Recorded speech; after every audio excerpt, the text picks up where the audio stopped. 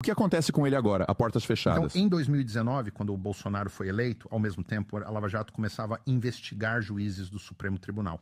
Então, no começo... O Lula ainda não tinha sido preso, né? Ou já Ainda tinha? não tinha sido. Ele Ainda passou tava no 520 processo. dias na cadeia. Deveria Isso cumprir mesmo. 10 a 12 anos, mas cumpriu Sim, 520. mas naquela época a Complicado. Operação Lava Jato estava começando a investigar o judiciário.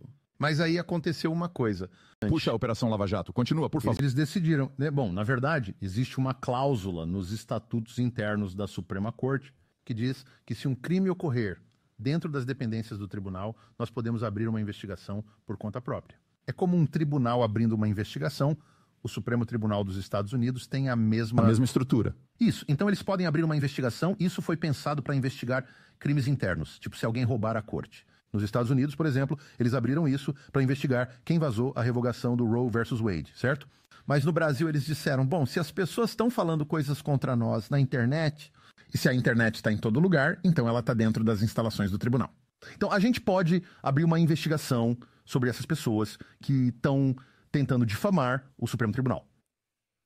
E aí, eles começaram a censurar artigos, inclusive o artigo de uma revista, e falava que um dos ministros do Supremo Tribunal estava envolvido em corrupção com uma construtora grande no Brasil.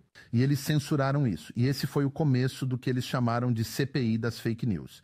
Essa é a mesma investigação que foi aberta em 2019. Foi isso. Foi assim que começou. E esse projeto de lei ainda está aberto. Todos nós estamos sendo investigados. Já tem muitos Há anos. anos, até o Elon Musk está sendo investigado por esse projeto. É verdade, ele está. O Michael Schellenberger está sendo investigado lá também. Enfim, todo mundo. E eles emitiram medidas, mandaram algumas pessoas para a prisão, mas por enquanto é só um projeto de lei.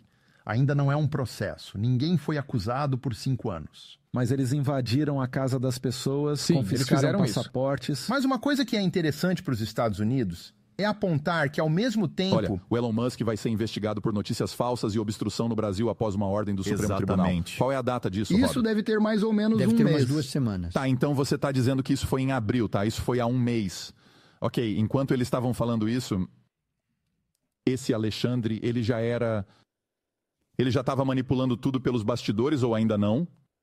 Bom, ele se tornou o homem mais poderoso do Brasil por enquanto, e de longe.